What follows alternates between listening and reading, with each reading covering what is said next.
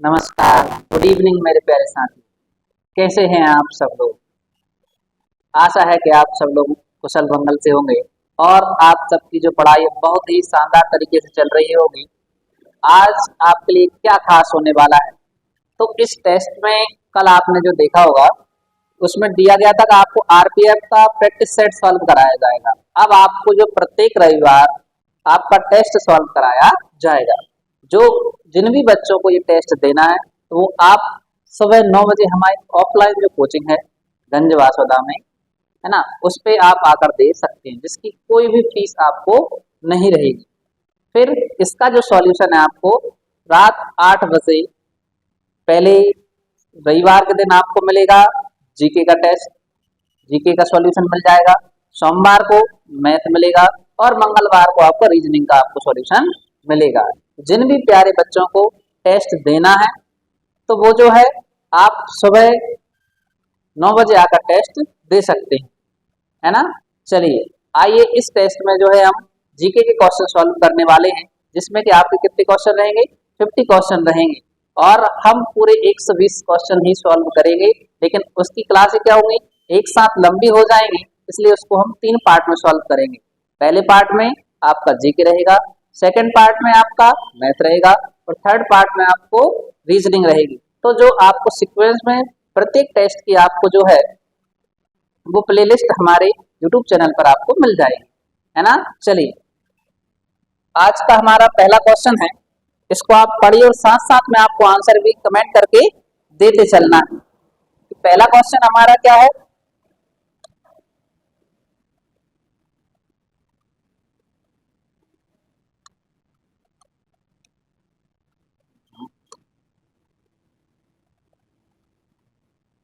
चलिए देखिए, पहला क्वेश्चन है, सत्य और अहिंसा मेरे ईश्वर हैं, किसका कथन है?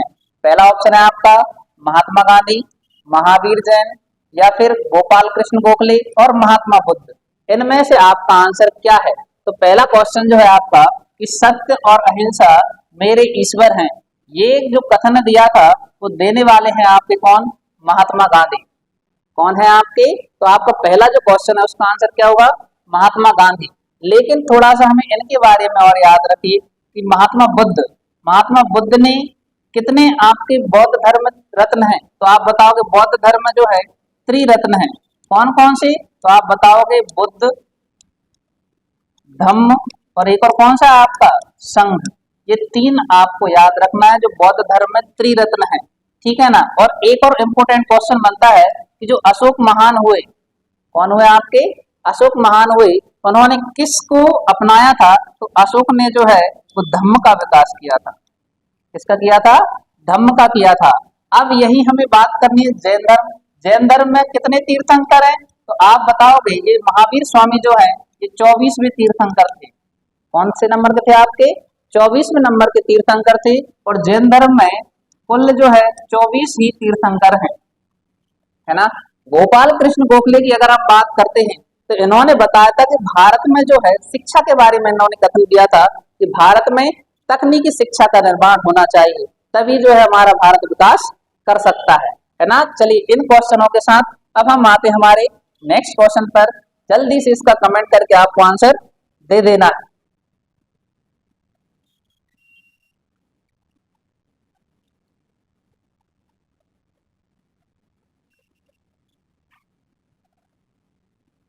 तो क्वेश्चन है आपका कि जब किसी प्रिज्म से श्वेत प्रकाश का विक्षेपण होता है तो निम्नलिखित में से किस रंग का सर्वाधिक विचलन होता है? तो जल्दी से आप लोग कमेंट करके आंसर दीजिए, आपका आंसर क्या होगा? देखिए जब हम बात करते हैं किसकी? प्रिज्म की। ये जो आपका प्रिज्म होता है इसमें से ये श्वेत प्रकाश जब इधर पहुंचता है, कौन सा पहुंचता है आपका? श्वेत प्रकाश जब इस प्रिज्म पर पहुंचता है ऐसे, तो वो क्या होता है? परावर्तन करने के बाद अपवर्तन के कारण इसमें 7 रंग निकलते हैं। कितने रंग निकलते हैं आपके? 7 रंग देखने को मिलते हैं आपको। अब इसमें क्या होता है, जो सबसे ज्यादा फैलता है कलर, उसने पूछा विचलन। विचलन मतलब होता है फैलना। तो सबसे ज्यादा जो फैलता कलर है उसका नाम क्या है आपका? तो आप बताओगे बैगनी रंग। कौन सा होता है आपका? बैंगनी रंग जो है सबसे ज्यादा विचलन करता है, लेकिन सबसे ज्यादा दूर तक जाने वाला जो कलर होता है, जो सबसे ऊपर आता है, उसको बोलते हैं लाल रंग यानी रेड। और सबसे ज्यादा विचलन करता है कौन सा आपका, बैंगनी रंग। ये आपको प्रिज्म में याद रखना है। सबसे ऊपर शीर्ष पर होता है लाल कलर, जिसका विचलन नहीं होता है, जो सबसे ज्यादा दूर तक जाता है। इसी कारण आपने देखा होगा रेलवे ट्रैफिक सिग्नल हमेशा रेड कलर के बनाए जाते हैं, क्योंकि ये कलर फैलता नहीं है लेकिन बहुत दूर तक जाता है। लेकिन इसका हमारा आंसर होगा सर्वाधिक विचलन किसका होता है, बैंगनी रंग का, और सबसे कम विचलन किसका होता है, आपका रेड रंग का होता है ना। चलिए नेक्स्ट क्वेश्चन, जल्दी से कमेंट करके आंसर दीजिए आप।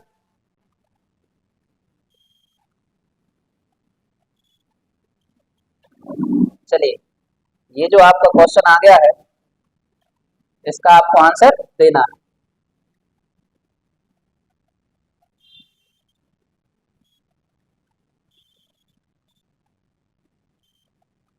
क्वेश्चन है आपका कि सीधे और आभासी प्रतिबिंब सदैव किससे बनते हैं।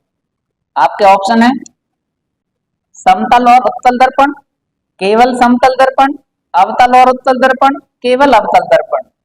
ये आपको बताना है कौन सा प्रतिबिंब की बात चल रही है, सीधा हो और आभासी प्रतिबिंब हो। तो देखिए जिन बच्चों ने फिजिक्स पढ़ी हुई है और उन्होंने दर्पण के बारे में पढ़ा हुआ है, तो उनको थोड़ा सा याद रखना है। दो प्रकार के दर्पण होते हैं आपके, कौन कौन से होते हैं। वैसे दर्पण के प्रकार चार प्रकार के होते हैं, लेकिन आप पहले दर्पण को समझिए कि अगर आपको ऐसा वाला दर्पण मिलता है जिसकी सतह अंदर की ओर धसी होती है, वो कहलाता है आपका अवतल दर्पण। कौन सा कहलाता है, अवतल। लेकिन जिसकी जो शेप है वो गोलाकार होती है, ये उत्तल दर्पण कहलाता है। कौन सा कहलाता है आपका, उत्तल दर्पण।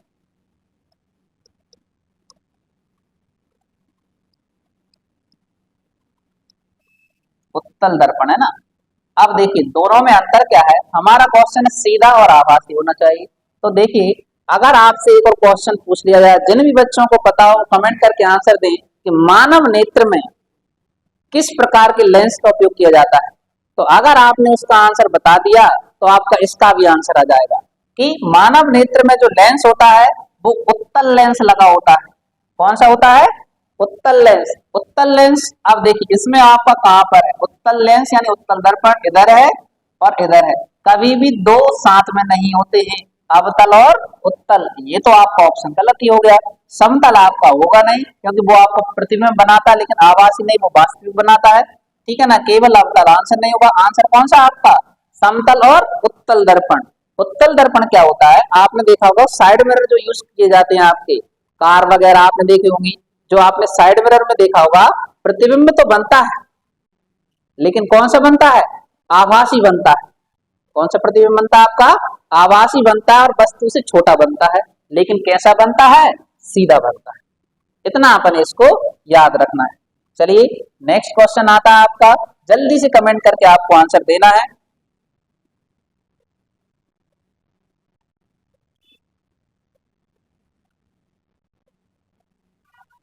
तो क्वेश्चन है आपका कि माउंट एटना क्या है। माउंट एटना क्या है, इसका आपको जल्दी से कमेंट करके आंसर देना है कि माउंट एटना बताइए क्या है।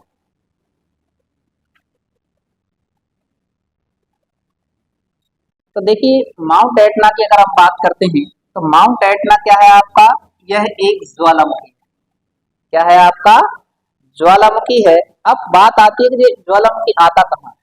तो माउंट एटना ज्वालामुखी जो है भैया ये इटली में आता है।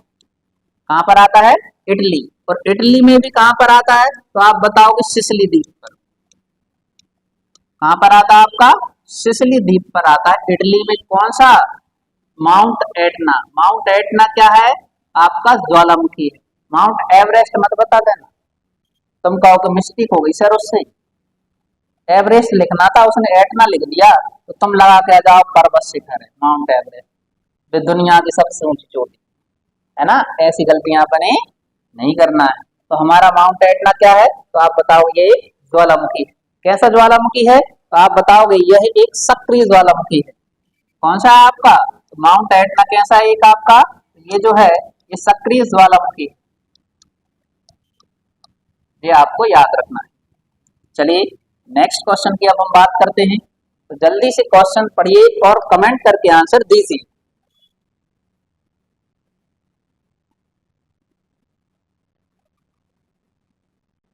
क्वेश्चन है कि असहयोग आंदोलन वर्ष 1921 में क्यों वापस ले लिया गया? ये आपको इसका रीजन बताना है कि असहयोग आंदोलन जो है वो क्यों वापस ले लिया गया था।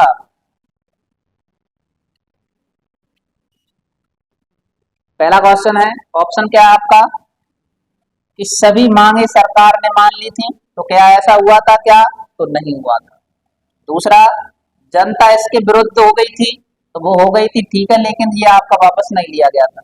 तीसरा कारण क्या है? अगला ऑप्शन देखो, यह चलाया ही नहीं जा सका था, ऐसा हुआ था क्या? नहीं। आप बताओगे चोरा चोरी कांड के कारण इसको वापस लिया गया था। लेकिन आपको एक क्वेश्चन याद भी रखना है, वापस लिया गया था, कोई चीज बंद हो रही है तो आपके मन में क्वेश्चन क्लिक होना चाहिए ये चालू कब हुई। तो आपके मन में क्वेश्चन आएगा कि असहयोग आंदोलन किस वर्ष प्रारंभ हुआ था, ये आपका क्वेश्चन है। क्वेश्चन क्या है कि असहयोग आंदोलन कब प्रारंभ हुआ था, इसको आप जल्दी से बताइए।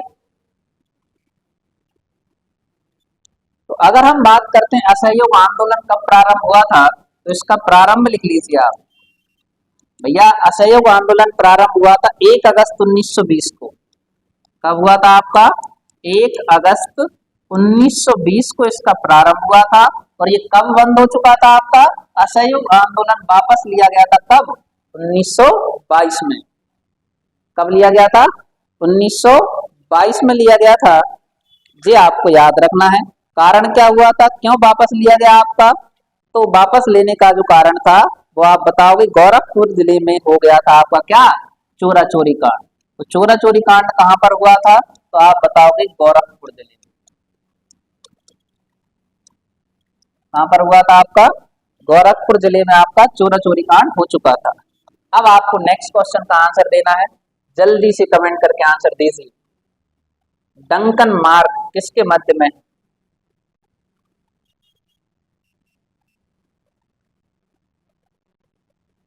डंकन पास किसके मध्य में है? पहला ऑप्शन है मिनिकॉय और अमीनी द्वीप, लिटिल अंडमान, कारन निकोबार, मिनिकॉय और मालदीव, साउथ अंडमान और लिटिल अंडमान।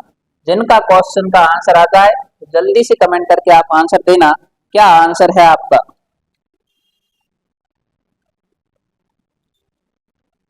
तो देखिए इस क्वेश्चन का जो हमारा आंसर होगा कि डंकन मार्ग किसके मध्य में आता है, तो आपका आंसर होगा साउथ अंडमान और लिटिल अंडमान। जी आपको याद रखना, दोनों ही कहां पर हैं? तो दोनों ही भारत के हिस्से। किसके हिस्से हैं आपके?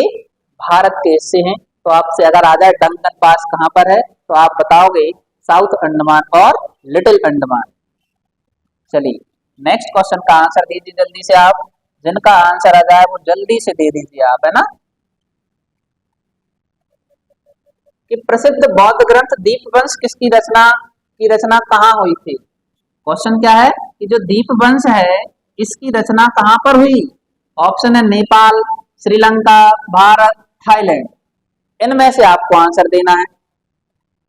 और एक और चीज याद रखिए, आपको जो है आपके YouTube चैनल पर आपका इतिहास और संविधान दोनों की निःशुल्क क्लासेस चल रही हैं, जिनकी कोई फीस नहीं है और जिसमें आपकी सिस्टमेटिक सारी क्लासेस चलती हैं, तो आप उनको देखना ना भूलें, है ना। चलिए इसका अगर हम आंसर बताना चाहें तो आपको याद रखना, दीपवंश की जो रचना की गई है वो कहां पर की गई है? आप बताओगे श्रीलंका। अब यहीं से एक और क्वेश्चन आना चाहिए कि श्रीलंका में जो है बौद्ध धर्म का प्रचार किसने किया था? बौद्ध धर्म का प्रचार कहां पर? आप बताओगे श्रीलंका। तो बौद्ध धर्म का जो श्रीलंका में प्रचार किया था वो दो व्यक्ति थे, एक का नाम था महेंद्र और दूसरे कौन थे? उनका नाम है संघमित्रा। महेंद्र और संघमित्रा ये किसके बालक थे? तो आप बताओगे ये अशोक के पुत्र और पुत्रियां थे। किसकी थी आपकी? तो आप बताओगे सम्राट अशोक।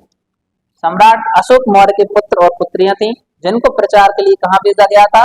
श्रीलंका भेजा गया था, है ना। अब देखिए नेक्स्ट क्वेश्चन आता है, उसका जल्दी से कमेंट करके आपको आंसर देना है।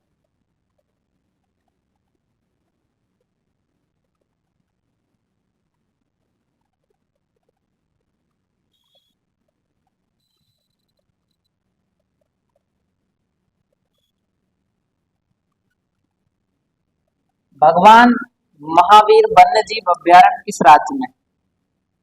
तो देखो, बिहार में पहला ऑप्शन, दूसरा कर्नाटक, तीसरा मध्य प्रदेश और चौथा गोवा। अब क्या होता है कि इसका गलत आंसर ज्यादातर बच्चे क्या लगा के आते हैं, आपका कर्नाटक। कहाँ लगाते हैं? कर्नाटक। तो आपको याद रखना, कर्नाटक में आपका भगवान महावीर वन्य जीव अभ्यारण्य नहीं है। इसका जो आपका सही आंसर होगा वो क्या होगा, आपका गोवा। गोवा में ही आपका भगवान महावीर वन्य जीव अभ्यारण्य, इसका आपको नाम याद रखना। और कई पेपरों में क्वेश्चन पूछा गया है ना। चलिए, पर मध्य प्रदेश का तो आपको पता है राष्ट्रीय उद्यान कौन सा है? सबसे बड़ा बताना चाहें तो हम, सबसे बड़ा राष्ट्रीय उद्यान नेशनल पार्क कौन सा है आपका? तो आप बताओगे कान्हा-किसली। कौन सा है आपका? कान्हा-किसली की आपको नाम जरूर याद रखना है, कान्हा-किसली। ठीक है ना। चलिए नेक्स्ट क्वेश्चन की बात करते हैं, इसका आंसर दीजिए जल्दी से कमेंट करके आप, है ना।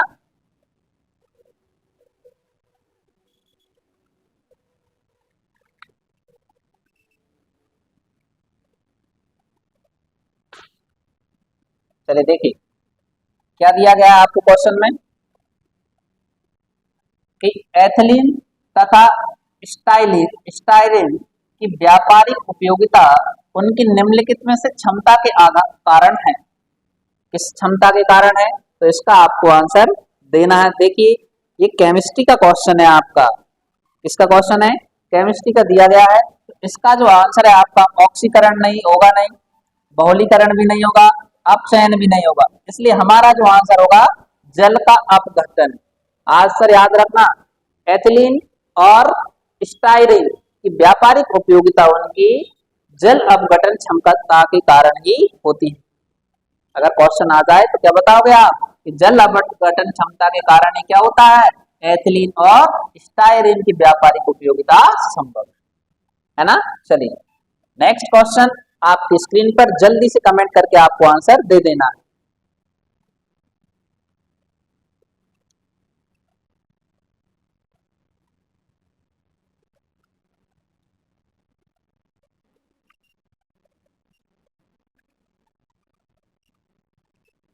तो क्वेश्चन क्या है आपका, पहली कृषि संबंधी जनगणना किस वर्ष में कराई गई? ऑप्शन दिए हुए हैं, आपको जल्दी से आंसर देना, कृषि संबंधी जनगणना कब कराई गई थी। तो हमारा जो आंसर होगा कृषि संबंधी जनगणना, याद रखना पहले किसके समय हुई थी। तो उस समय जो हुई थी आपके पीएम थी, उनका नाम है इंदिरा गांधी। ये आप पहले याद रखें, कृषि संबंधी पहली जनगणना किसके समय हुई, आप बताओगे इंदिरा गांधी। ठीक है ना।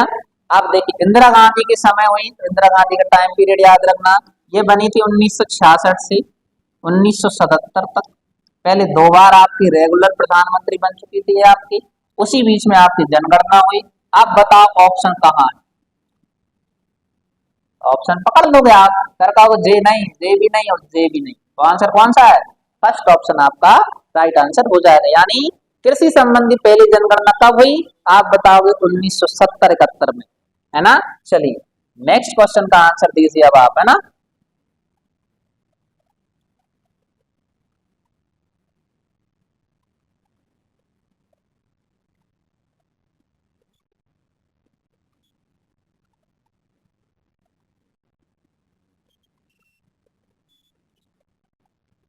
तो क्वेश्चन क्या है आपका कि निम्न में से किसमें कार्बन की प्रतिशत की मात्रा सबसे कम होती है?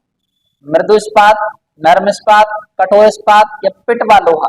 जल्दी से कमेंट करके आंसर दीजिए, किसमें जो है कार्बन की मात्रा सबसे कम होती है।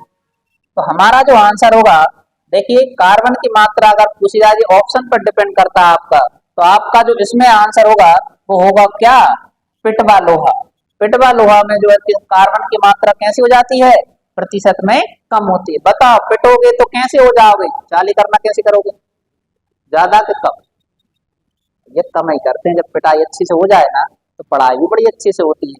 पहले के स्कूलों में आपने देखा होगा ना, पढ़ाई बहुत अच्छी पढ़ जाते थे, जो व्यक्ति पढ़ता था उसकी नौकरी जल्दी लग जाती थी। क्यों?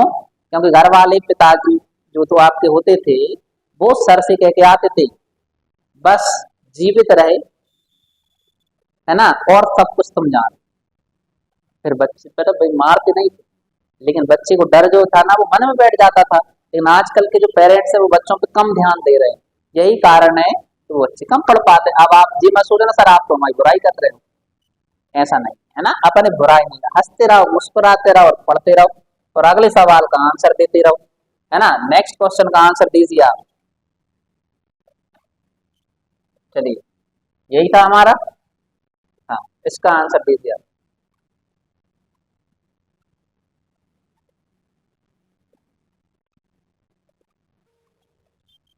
चलिए इसको सॉल्व करिए आप, है ना, जल्दी से आंसर देना है और अपन।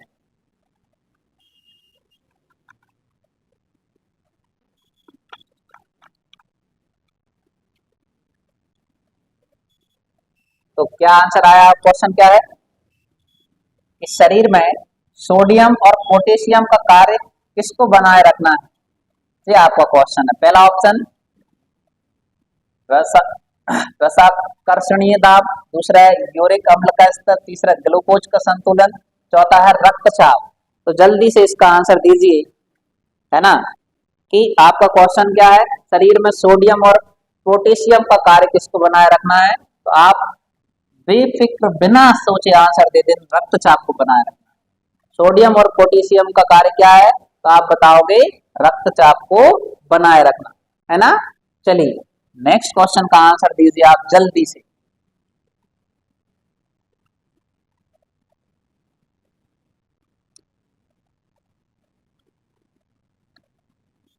क्वेश्चन क्या है? भारतीय रक्षा प्रौद्योगिकी में इंद्र क्या है? इंद्र क्या है भैया? इंद्र, तो इंद्र बताओ क्या है? प्रक्षेपास्त्र है, चालक रहित विमान है, रडार है या टैंक है? इंद्र के बारे में बताना है, तो इंद्र क्या है आपका? तो आप बताओगे भारतीय जो रक्षा क्षेत्र में प्रौद्योगिकी में इंद्र क्या है? तो इंद्र जो है एक रडार है। क्या है आपका? इंद्र एक रडार है। आपने देखा होगा कि वैसे सारी मिसाइल टैंकों के नाम प्रक्षेपास्त्र सुनते हैं आप, वायु हो गया, आकाश हो गया, वो सब आपके क्या होते हैं? प्रक्षेपास्त्र होते हैं। लेकिन इंद्र का अगर पूछा जाए प्रौद्योगिकी में, तो इंद्र क्या आपका? एक रडार का नाम, है ना। चलो नेक्स्ट क्वेश्चन का आंसर दीजिए आप।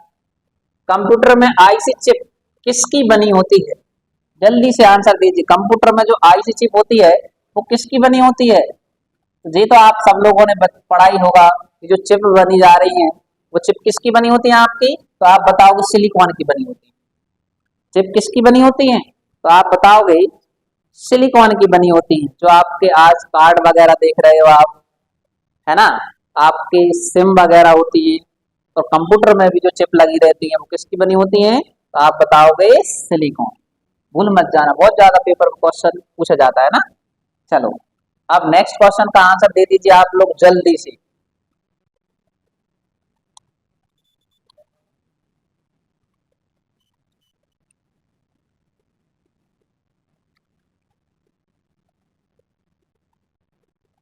कि निम्न में से कौन सा नाभिकीय रिएक्टर में ईंधन का काम करता है?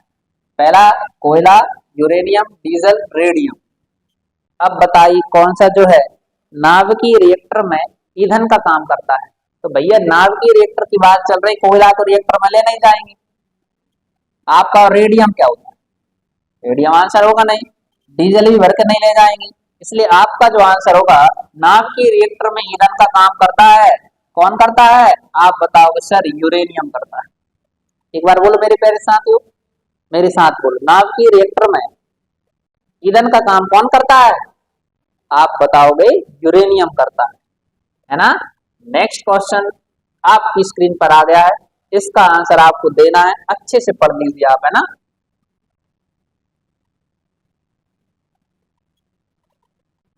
चलो इसका आंसर दीजिए आप।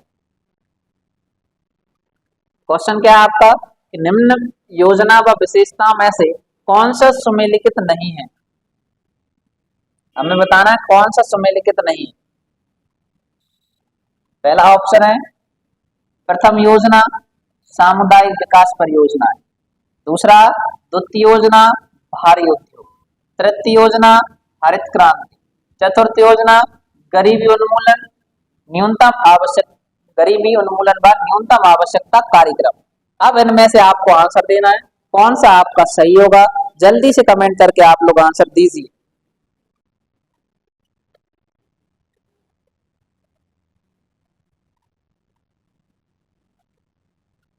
तो देखिए, अगर हम प्रथम परियोजना की बात करें तो प्रथम परियोजना कृषि पर विकास दिया गया था, ना कि सामुदायिक विकास पर।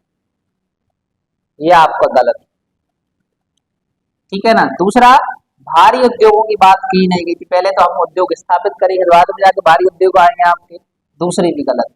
लेकिन हाँ, तृतीय चरण में जरूर हमने किसकी बात की थी, आपकी हरित क्रांति। हरित क्रांति यानी कृषि का, और अब कृषि को उद्योग का धंधा, व्यापार का धंधा बनाया जाएगा।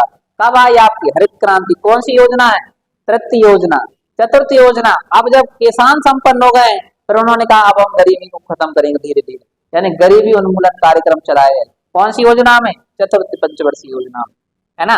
अब आपका ऑप्शन नंबर कौन सा है, तो आप बताओगे बी ऑप्शन आपका सही होगा, है ना। चलिए नेक्स्ट क्वेश्चन का आंसर दीजिए। अब आप आंसर मिला लें, और गलत नहीं होना चाहिए हमारा क्वेश्चन, है ना।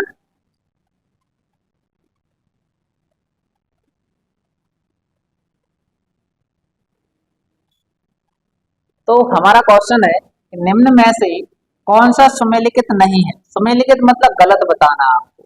अब क्वेश्चन है पहला अकबर सिकंदरा, बाबर काबुल, जहांगीर लाहौर, शाहजहां दिल्ली। अब आपको सभी सही लग रहे हैं, क्योंकि जिन बच्चों ने इतिहास नहीं पढ़ा है ना, उन्हें तो सभी अच्छे लगते हैं। आप पहले गलत पहचान कैसे पाएंगे, आपको पता होगा जी क्या दर्शा रहे हैं, तो आप बता पाओगे कि अकबर का सिकंदरा से क्या संबंध है। बताओ, नहीं ना पता, तो देखो अकबर का सिकंदरा से संबंध है, क्योंकि अकबर का जो है सिकंदरा में ही बना हुआ है मकबरा। क्या बना हुआ है, मकबरा। बाबर का कहां पर है, आप बताओगे काबुल में। कहां पर है, काबुल। जी इधर हटा देना, ये थोड़ा सा गलत हो गया है। आपका बाबर का मकबरा कहां पर है, काबुल। जहांगीर का मकबरा कहां पर है, लाहौर में ही। तो क्या शाहजहां का मकबरा दिल्ली में है क्या, नहीं, गलत हो गया भैया। क्योंकि शाहजहां की मुमताज तो कहां बैठी हैं, मुमताज बोले तो बहताज, बहताज बोले तो आगरा। भैया एक बात बताओ, इतनी याद से तो भैया ने ताजमहल बनवाओ, और मुमताज आगरा में बैठ रहेंगी, शाहजहां दिल्ली पहुंच जाएंगे, उनकी आत्मा में भटकती रही। इसलिए शाहजहां और मुमताज दोनों कहां बैठे हैं, आगरा में। इसलिए याद रखना, शाहजहां का जो मकबरा है, क्या है आपका, शाहजहां का मकबरा कहां पर है, आगरा में। इसलिए हमारा जो ऑप्शन होगा वो कौन सा हो जाएगा, डी ऑप्शन सही। मतलब ये गलत दिया है ना। चलो नेक्स्ट क्वेश्चन का आंसर दीजिए अब आप।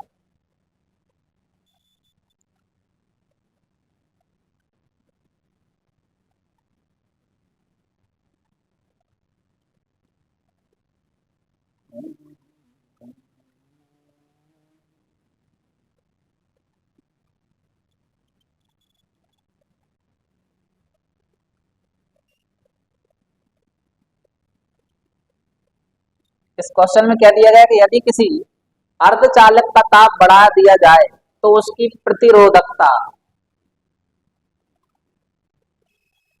तो इसका आंसर आपके ऑप्शन है बढ़ेगी, घटेगी, या स्थिर रहेगी, या शून्य हो जाएगी।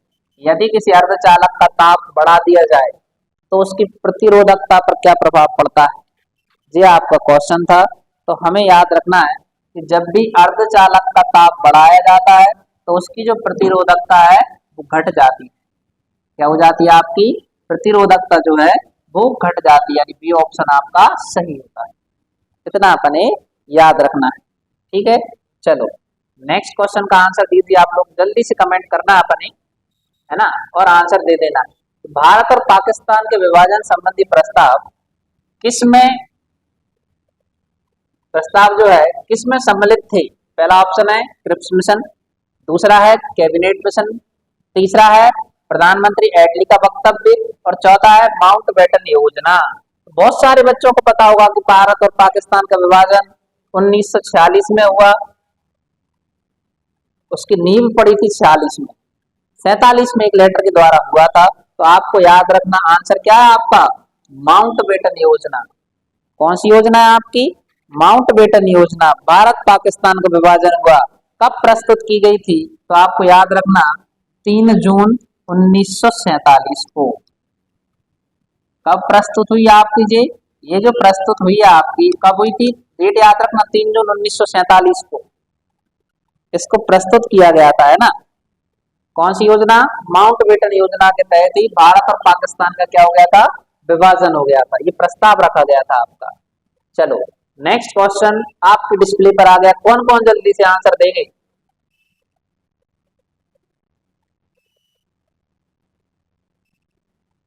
निम्न में से किसकी वैश्विक तापमान क्षमता सर्वाधिक है? कार्बन डाइऑक्साइड या CO2? ये 2 लिख रहे हैं ना, तो आप ये समझ जाना भैया, है ना, ये CO2 है। ये 2 जो सबके इधर लगे हैं ना ऊपर, तो आप नीचे लगा देना इनको, है ना, जिसमें लगा ही हुआ है।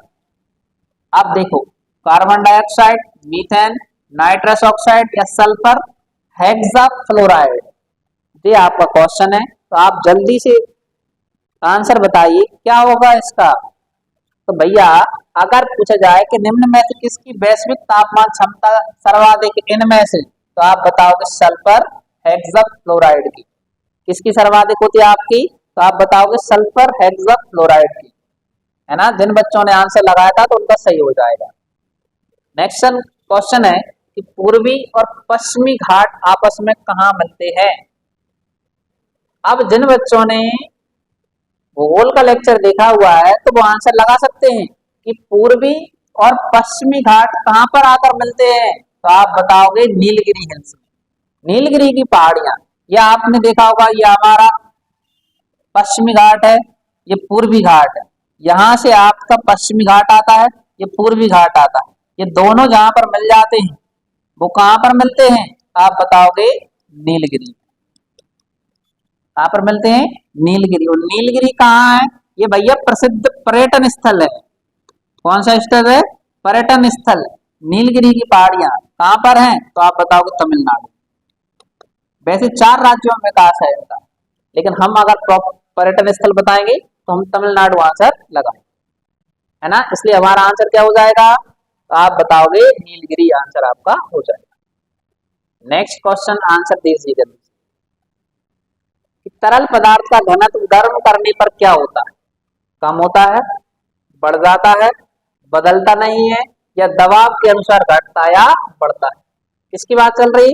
तरल पदार्थ के बारे में आपको बताना है। तो क्या होता है? तो अगर हम तरल पदार्थ कोई भी लिक्विड है का जो घनत्व है गर्म करने पर कैसा होता है? तो कम हो जाता है। ये आपको याद रखना। अगर कोई भी लिक्विड यानी तरल पदार्थ है उसको आप गर्म करोगे तो उसका घनत्व कैसा हो जाएगा? कम हो जाएगा। ये आपको याद रखना। चलिए नेक्स्ट क्वेश्चन आपका आ चुका है, जल्दी से कमेंट करके अपने आंसर देना है।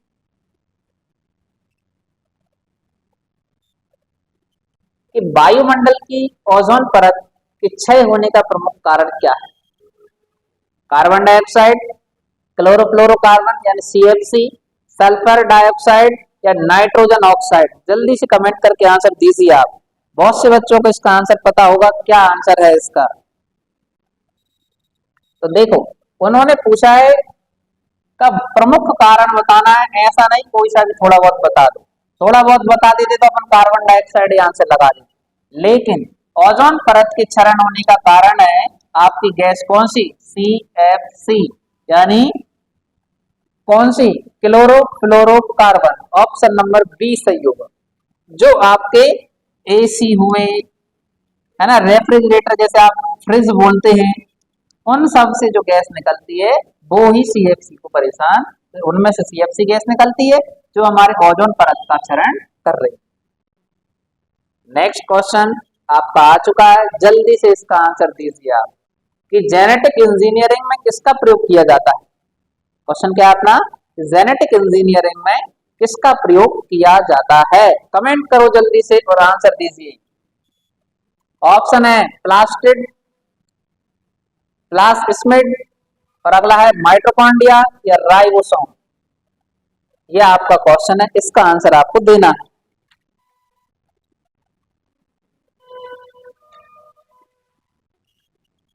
तो इसका जो हमारा आंसर होगा कि जेनेटिक इंजीनियरिंग में किसका प्रयोग होता है, तो आपको आंसर देना है राइबोसोम का प्रयोग किया जाता है।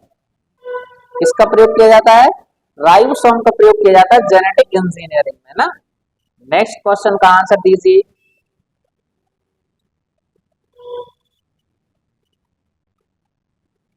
कि वित्त आयोग क्या है। क्या क्वेश्चन है आपका, वित्त आयोग क्या है। स्थानीय निकाय, वार्षिक निकाय या त्रिवार्षिक निकाय या पंचवर्षीय निकाय। जल्दी से कमेंट करके आंसर दीजिए, वित्त आयोग क्या है।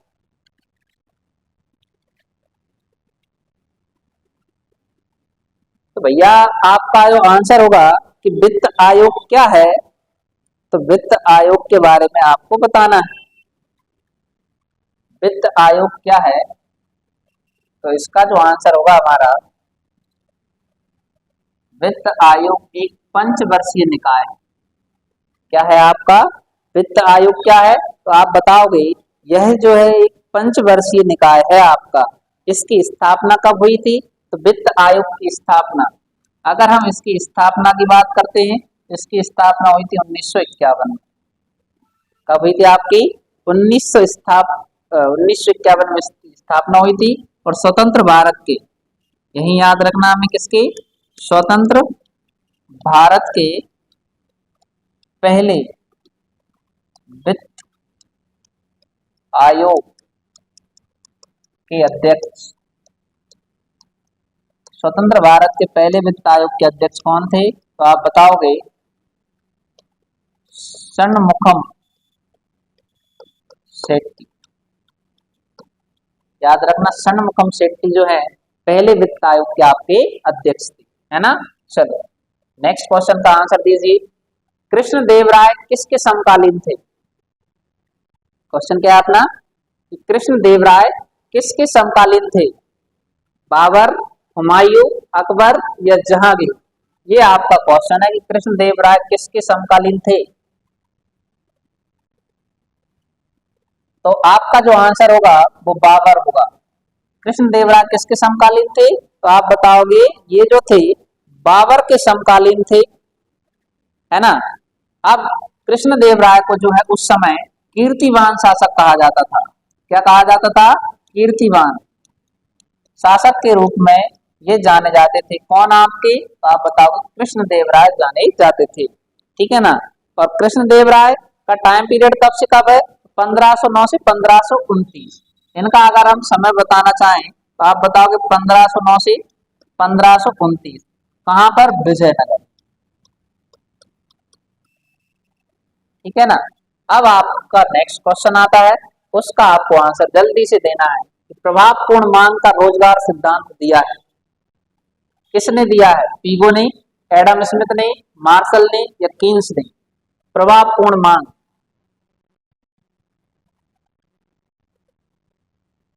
तो प्रभावपूर्ण मांग के बारे में बताना है भैया कि प्रभावपूर्ण मांग का जो सिद्धांत है वो किसने दिया है।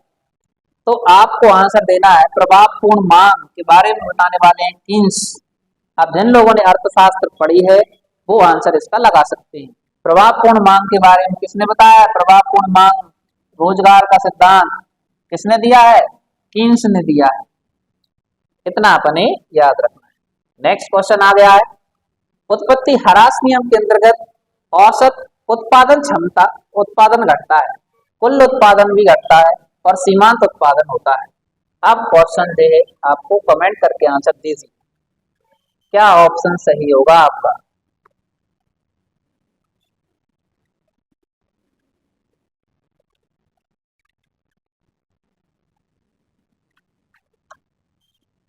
तो देखिए, अगर उन्होंने दिया कि उत्पत्ति ह्रास नियम के अंतर्गत औसत उत्पादन घटता है, कुल उत्पादन भी घटता है, तो सीमांत उत्पादन भी कैसा होगा, ऋणात्मक। जब सब चीजें घट रही तो ये कैसे बढ़ जाएंगे भाई, औसत उत्पादन कम हो रहा है, कुल उत्पादन कम हो रहा है, तो सीमांत उत्पादन भी कैसा होगा, कम ही होगा, यानी ऋणात्मक होगा। चलिए नेक्स्ट क्वेश्चन का आंसर दीजिए कि गर्भाशय में शिशु के विकास की जानकारी है तो किसका प्रयोग किया जाता है, ये आपको क्वेश्चन का आंसर देना है। फिजिक्स का क्वेश्चन है आपका, है ना। अब किरणें हैं, एक्स किरणें, अल्ट्रासाउंड, गामा किरणें या अल्ट्रावायलेट किरणें, क्या आंसर आपका होगा, इसका जल्दी से आंसर दीजिए आप। तो देखिए गर्भाशय में शिशु के विकास की जानकारी जो हम लगाते हैं वो किससे लगाते हैं, डॉक्टर उपयोग करते हैं किसका, अल्ट्रासाउंड का उपयोग करते हैं। किसका उपयोग करते हैं, अल्ट्रासाउंड का आपका उपयोग किया जाता है। बी ऑप्शन जिन बच्चों ने लगाया था वो सही आंसर है। चलिए नेक्स्ट क्वेश्चन का आंसर दीजिए, संविधान की संकल्पना यानी कंसेप्ट का उद्भव सबसे पहले कहाँ हुआ था। तो कुछ लोगों के मन में विचार आ रहा होगा कि सर अमेरिका हो सकता है,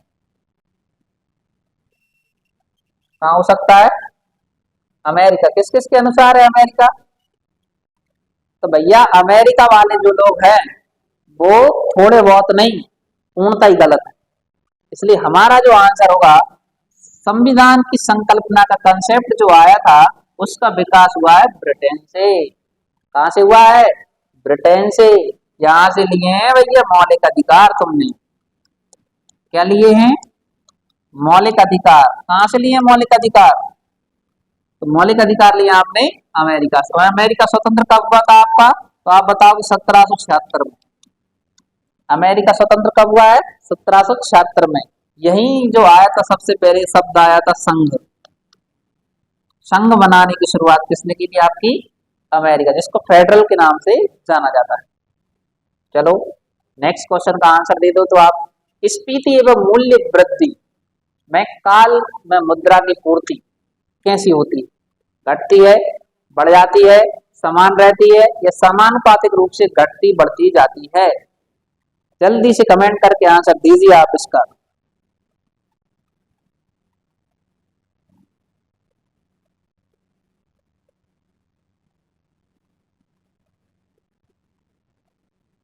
तो देखिए स्फीति एवं मूल्य वृद्धि के काल में मुद्रा की जो पूर्ति है वो कैसी होती है, तो आप बताओगे बढ़ती।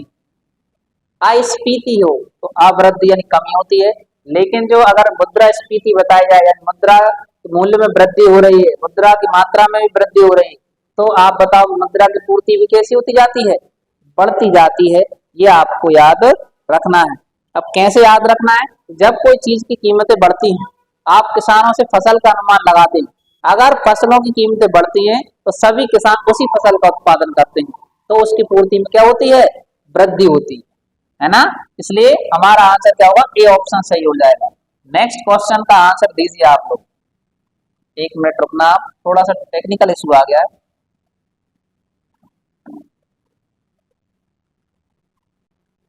तो ये क्वेश्चन आ गया आपका कि जनसंख्या के घटते क्रम में निम्न को बताएं, यानी आपको घटते क्रम में इन सबको जमाना है। ये आपके ऑप्शन दिए गए, जल्दी से पढ़ लीजिए और आंसर दीजिए।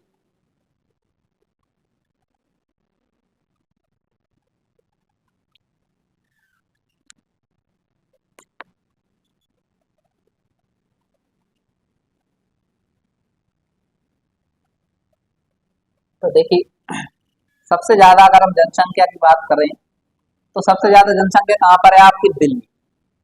कहाँ पर है, दिल्ली। दूसरा हम बात करते हैं किसकी, तो आप बताओगे चंडीगढ़। तीसरी अगर हम बात करते हैं तो पश्चिम बंगाल, कहाँ पर आती है, पश्चिम बंगाल। और चौथा कहाँ पर है, केरल। इसलिए हमारा जो ऑप्शन होगा तो फर्स्ट ऑप्शन सही हो जाएगा। ऐसे आपको जमाना सबसे ज्यादा कहाँ पर है, दिल्ली, फिर चंडीगढ़, फिर पश्चिम बंगाल, फिर आपका जो हो जाएगा केरल, है ना। चलो नेक्स्ट क्वेश्चन का आंसर दीजिए आप।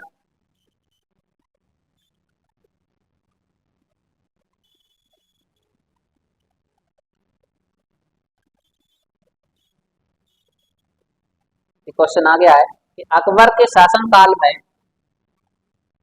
भू राजस्व सुधारों के लिए कौन उत्तरदायी था, बीरबल, टोडरमल, जयसिंह या बिहारी लाल? ये आपका क्वेश्चन है। इसका जल्दी से आपको आंसर बताना है कि अकबर के शासनकाल में भू राजस्व के सुधारों के लिए कौन उत्तरदायी था।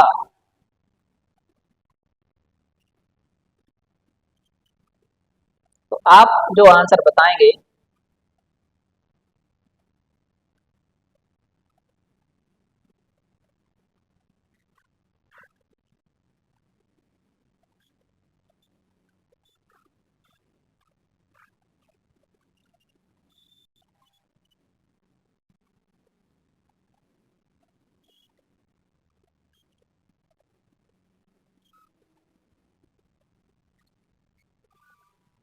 चलिए देखिए, इसका जो हमारा आंसर होगा कि अकबर के शासन काल में भू राजस्व सुधारों के लिए कौन उत्तरदायी था, तो आपका आंसर होगा टोडरमल।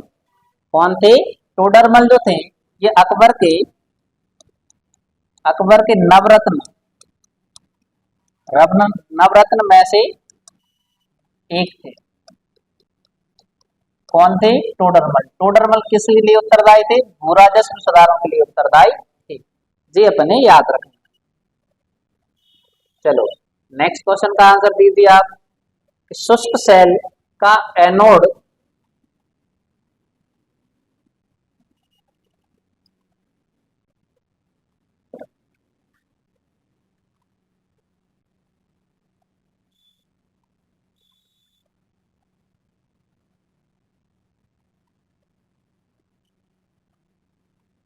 क्वेश्चन है अपना, शुष्क सेल का एनोड किससे बना होता है? लोहा, कैडमियम, जस्ता या ग्रेफाइट? जिनका आंसर आ जाए वो जल्दी से आंसर बताइए। शुष्क सेल का जो है एनोड किसका बना होता है? तो आप बताओगे, आपका आंसर होगा जस्ता। किसका बना होता है आपका? तो जस्ते का बना होता है आपका शुष्क सेल, है ना। आगे देखिए, नेक्स्ट क्वेश्चन आ गया आपका कि पल्लवों का एकाश्मी रथ कहाँ से मिले हैं? ये आपको बताना है। जो पल्लवों के जो है एकाश्मी रथ कहाँ से मिले हैं? पहला ऑप्शन है पुरी, दूसरा कांचीपुरम, तीसरा है आगरा और चौथा है महाबलीपुरम। इसका आपको आंसर बताना है कि पल्लवों का जो है पल्लवों का एकाश्मी रथ कहाँ से प्राप्त हुआ है, तो आप बताओगे। आपका आंसर होगा महाबलीपुरम से। कहाँ से मिला है आपको? तो आप बताओगे महाबलीपुरम से मिला है। और यहीं से जो है किसने शुरुआत करवाया था? नरसिंह वर्मन ने इन रथों का शुरुआत करवाई। एकाश्मी रथ की जो शुरुआत है यानी इनका निर्माण निर्माण किसने करवाया था? नरसिंह वर्मन ने। ये आपको याद रखना। नेक्स्ट क्वेश्चन आता है हमारा,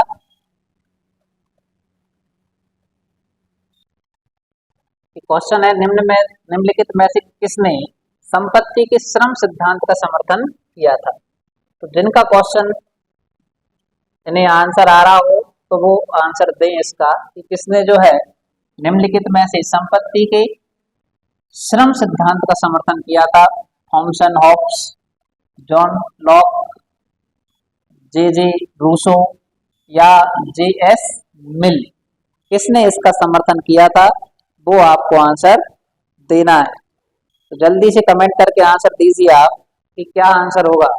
तो आप बताएंगे कि संपत्ति के श्रम का जो सिद्धांत है वो देने वाले कौन है आपके? तो आप बताओगे जे.एस. मिल। कौन है आपके? जे.एस. मिल ने जो है आपका संपत्ति के श्रम सिद्धांत का समर्थन किया था। अब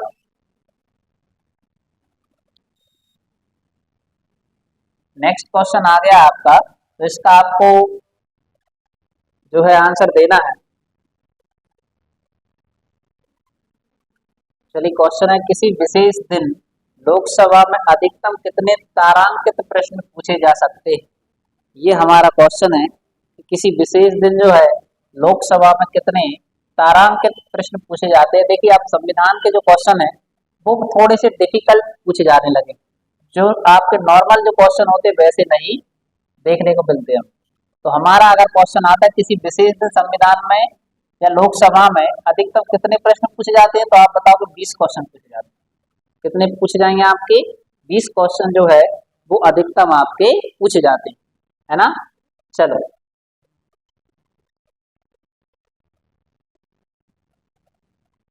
नेक्स्ट क्वेश्चन है कि निम्नलिखित विद्वानों में से हड़प्पा सभ्यता का प्रथम खोजकर्ता कौन था। जी आप सबको पता होगा हड़प्पा की खोज किसने की थी। तो हड़प्पा की जो खोज की गई है, खोजकर्ता है आपके कौन, आंसर हो जाएगा आपका दयाराम साहनी। दयाराम साहनी ने हड़प्पा की खोज कब की थी, तो आप बताओगे 1921 में। 1921 में जो है दयाराम साहनी ने हड़प्पा की खोज की थी, है ना। चलिए नेक्स्ट क्वेश्चन आ गया आपका। तो नेक्स्ट क्वेश्चन है आपका कि समवर्ती सूची में लिखे विषयों पर अधिक नियम बनाने का अधिकार किस पर है। तो आपको पता है जब भी समवर्ती सूची की बात आती है तो 3 सूची होती है, एक संघ सूची होती है, एक राज्य सूची होती है और एक समवर्ती सूची होती है। संघ सूची पर केंद्र सरकार कानून बनाती है, राज्य सूची पर राज्य कानून बनाता है, समवर्ती सूची पर दोनों कानून बनाते हैं। कौन बनाते हैं आपके, दोनों जो है संघ और राज्य दोनों कानून बनाते हैं। लेकिन अगर आपसे पूछा जाता है कि कौन विशेष रूप से किसका चलेगा, तो आपको बताना पड़ेगा विशेष रूप से तो चलती है केंद्र सरकार की, लेकिन कानून कौन बना सकते हैं, दोनों बना सकते हैं। यानी ये ऑप्शन आपका सही हो जाएगा। ठीक है,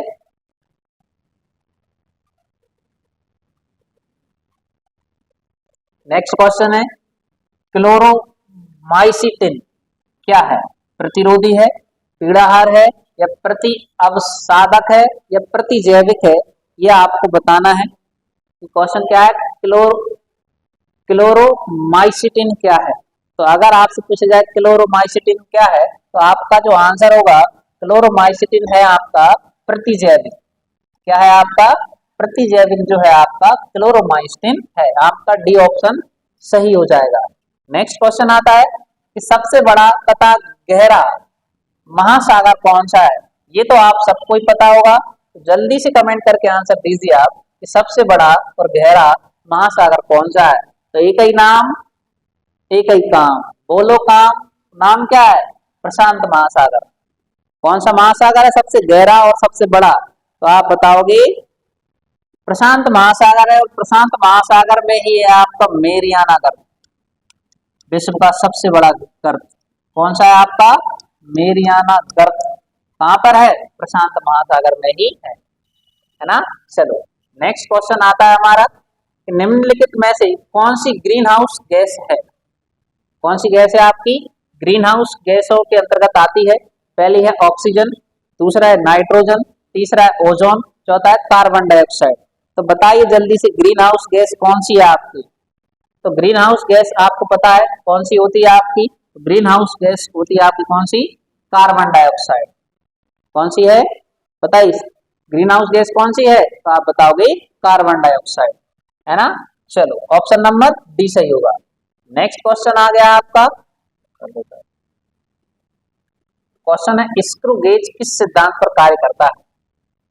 क्या क्वेश्चन है अपना, स्क्रू गेज किस सिद्धांत पर कार्य करता है। पहला है माइक्रोमेटी, दूसरा है बर्नियर, तीसरा है पेंच, चौथा इनमें से कोई नहीं। तो जल्दी से बताइए किस पर काम करता है।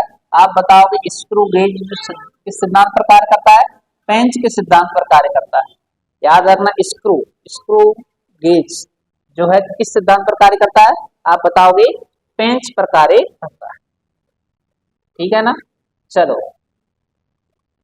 क्वेश्चन आ गया है कि मार्च 2024 में खाद्य अपशिष्ट सूचकांक रिपोर्ट 2024 किस संगठन द्वारा जारी की गई, यह आपको बताना है। कौन सी रिपोर्ट है आपकी, तो रिपोर्ट का नाम है आपका कि मार्च 2024 में खाद्य अपशिष्ट सूचकांक रिपोर्ट किस संगठन द्वारा आपकी चालू की गई है या जारी की गई है। तो आपका जो आंसर होगा वो आप लगाओगे यूनेप। क्या आंसर होगा, यूनेप के द्वारा जो है यूएनईपी, यूनेप के द्वारा खाद्य अपशिष्ट सूचकांक रिपोर्ट 2024 जारी की गई, है ना। चलो अब आपका जो है नेक्स्ट क्वेश्चन आ गया है, वर्ष 2024 में केंद्रीय मंत्रिमंडल में इंटरनेशनल बिग कैट एलायंस के लिए कितनी धनराशि की मंजूरी प्रदान की गई है। इंटरनेशनल बिग कैट एयरलाइंस के लिए कितनी धनराशि आपकी दी गई है, ये हमारा क्वेश्चन है। तो जल्दी से आंसर बताइए। तो एयरलाइंस के लिए कितना पैसा दिया गया है? तो आपका आंसर होगा 150 करोड़। कितना दिया गया है? 150 करोड़ की जो राशि है बिग कैट एयरलाइंस के लिए दी गई है। ऑप्शन नंबर बी सही होगा। ठीक है ना। नेक्स्ट क्वेश्चन आ गया, मुख्यमंत्री कल्याणी सहायता योजना किस राज्य में आरंभ की गई? क्वेश्चन क्या है? मुख्यमंत्री कल्याणी संबंधी योजना किस राज्य में प्रारंभ की गई है? झारखंड, छत्तीसगढ़, मध्य प्रदेश या राजस्थान? जिनका आंसर आ जाए वो जल्दी से आंसर दीजिए आप, है ना। तो मुख्यमंत्री कल्याणी सहायता योजना, मुख्यमंत्री कल्याणी सहायता योजना किस राज्य में शुरू की गई है? तो भैया देखो, वो जो योजना है वो मध्य प्रदेश में ही शुरू की गई। कहाँ पर शुरू की गई आपकी? मध्य प्रदेश में आपकी ये योजना शुरू की गई। नेक्स्ट क्वेश्चन बताइए आप, भारत में पहली बार मेट्रो रेल सेवा कहाँ प्रारंभ की गई थी? क्वेश्चन क्या आपका, एक बार और पढ़िए आप, कि भारत में पहली बार मेट्रो रेल सेवा कहाँ शुरू की गई थी? तो आपका जो आंसर है वो कोलकाता आएगा। मेट्रो रेल कहाँ शुरू की गई है आपकी? तो आपका आंसर होगा कोलकाता में इसकी शुरुआत की गई है। अब कब की गई थी? तो ये भी आपको याद रखना है, मेट्रो रेल सेवा की शुरुआत कब हुई थी आपकी। ठीक है ना। तो ये हुई थी आपकी 24 अक्टूबर 1984 को।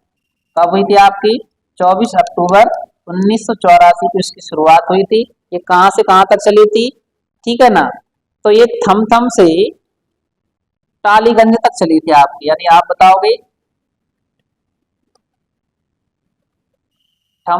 थम से टालीगंज के बीच में चलाई गई थी। ये कहां पर है आपका? तो आप बताओगे कोलकाता में। ये अपने इसका आंसर याद रखना है। अब नेक्स्ट क्वेश्चन आता है अपना, कि मार्च 2024 में भारतीय जनता पार्टी के नेता नायब सैनी ने किस राज्य के 11वें मुख्यमंत्री के रूप में शपथ ली है? ये आपको क्वेश्चन बताना है, करंट अफेयर से ही संबंधित क्वेश्चन है। तो आपके जो नायब सैनी हैं ये किस राज्य के मुख्यमंत्री बने हैं? तो आपका आंसर होगा हरियाणा के बने।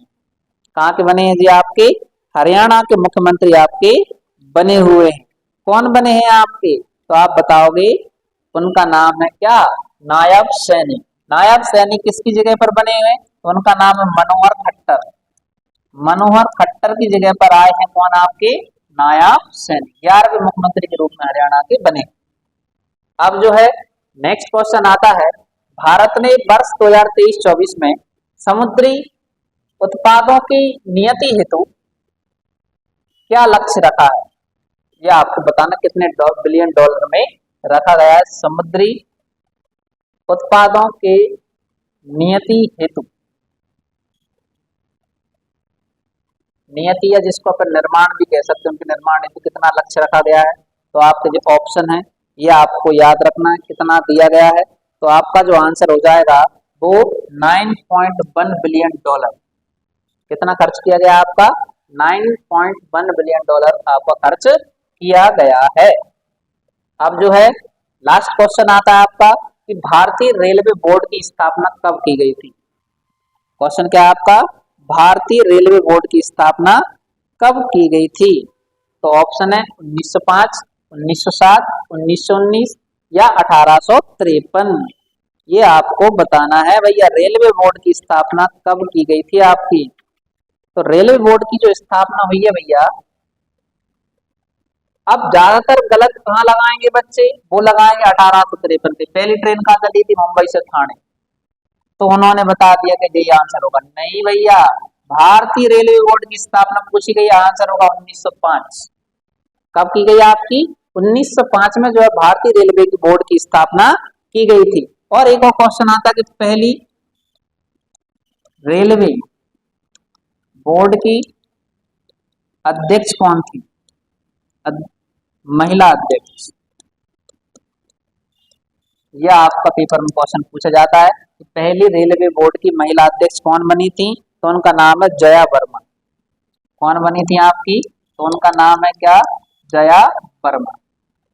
और अगर पूछा जाए कि पहली रेलवे बोर्ड की सदस्य कौन बनी थी? सदस्य महिला कौन थी? तो सदस्य महिला के बारे में पूछा जाए तो आप बताओगे विजय लक्ष्मी।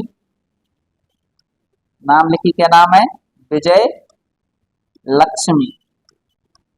ये आपको आंसर बताना है। विजय लक्ष्मी विश्वनाथन, पूरा नाम है इनका विजय लक्ष्मी विश्वनाथन। ये कौन थी आपकी? तो ये महिला सदस्य थी रेलवे बोर्ड की पहली।